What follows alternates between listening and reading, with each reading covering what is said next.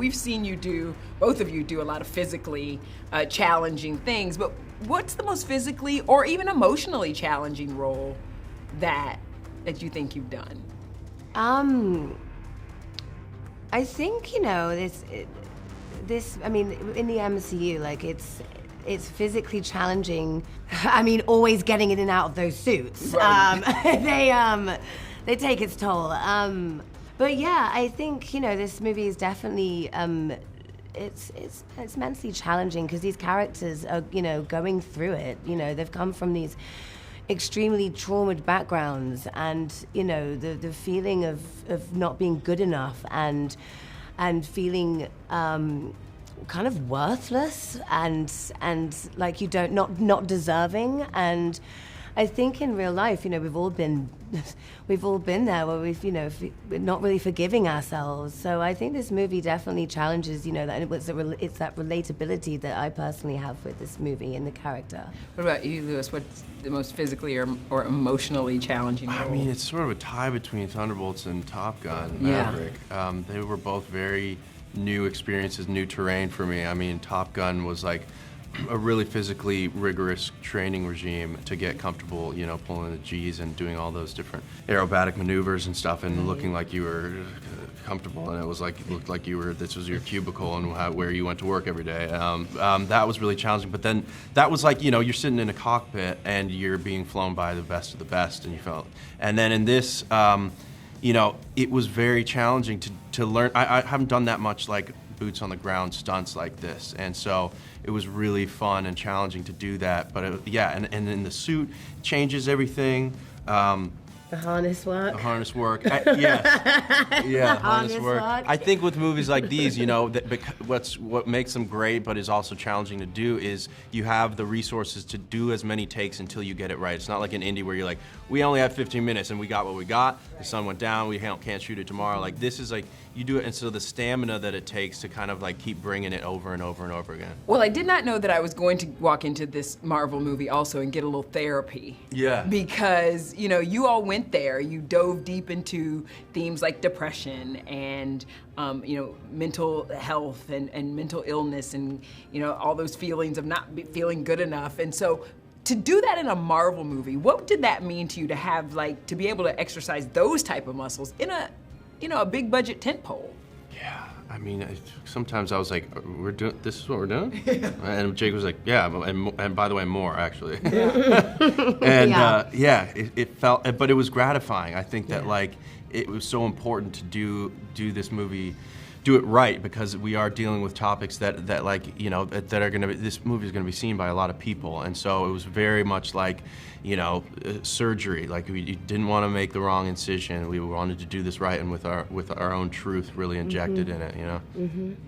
I love that. What is it about you Top Gun boys that you just come over to the MCU and Danny back together again? I'm just doing whatever This is going to be a problem in Doomsday. It's going to be a problem. I know. They're going to have to separate us. It's going to be bad. What are you going to do? Can't wait. I can't wait. Look at you. You are all so adorable. Eat Valentina. Make up your mind.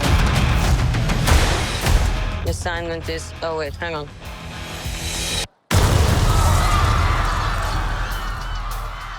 Assignment is complete. Y'all know that everybody is going to be talking about that Florence Pugh, Tom Cruise stunt, you know, right? Yeah. Oh, I mean, I still shiver when I saw it. Was it not just badass? It's It's the unbelievable. coolest thing I think anyone has, I mean, done. Like, she's fearless. And the fact that she said, no, stunt team, it's going to be me. Yeah. Like, I'm doing this. Yeah. Absolutely. I think it's like Yeah, go a on, testament girl. to Florence, and like understanding like what puts, you know, butts in seats, and like, and it really is an incredible thing to see somebody like Florence literally step off the second highest building in the world. It was just like, phew, and I'm like, Yeah. Everyone here has done bad things. You can't escape the past. Hey, it's like your mind is somewhere else. Hannah, we're kind of on the same wavelength where we're just like, we don't know what's happening. I don't know, but we do know that Ghost is back. Yes, she is. And it took a minute, for her to return to the MCU. Were you shocked that it took so long to be able to continue to tell her story? Well, we were going to shoot this movie a few years ago, but it got halted because, like strikes and other life events. But yeah, it was such a pleasure, to get that call at the time that I was going to be coming in to this gang of Thunderbolts.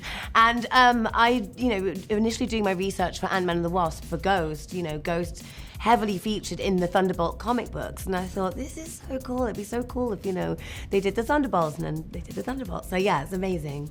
I think, Louis, every kind of Marvel character has two sides of themselves. There's Tony Stark and Iron Man. There were Steve Rogers and Captain America. There's Sam Wilson and Captain America. But has there ever been three? Because there's Bob, there's the Void, there's the Sentry. I was like, damn, what else is Louis gonna be? Because there's so much mystery around how this unfolds with you. Yeah. No, it's a good question. I'm sure there's gotta be. I can't think of it right now, but nowhere in my research did I really kind of, Jekyll and Hyde, was referred to a couple times. But I think mainly, we wanted to kind of really base it off of ourselves and how we actually have these different voices in our heads that are, that are either naysayers and kind of our inner bullies that are, constantly our worst critics and worst enemies. And then also the little kind of almost delusional part, but also encouraging part where it's you can do anything. I think Bob has it almost goes too far in both directions. Yeah.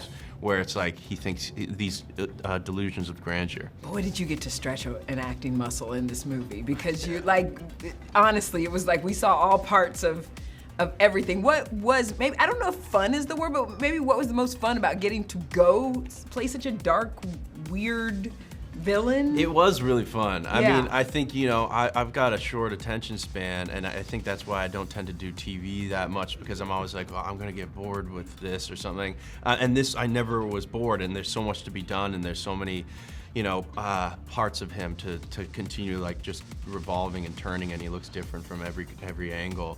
And so yeah, and all the body language work and the physicality was really exciting, and even just to the details of how does Bob fight versus how does the Sentry fight, and making sure Bob looked like he had no idea how to fight, and he looks like he's on a schoolyard brawl, and then the Sentry looked like it's this effortless kind of ease. Getting to that kind of homework is this is fun homework. Oh yeah!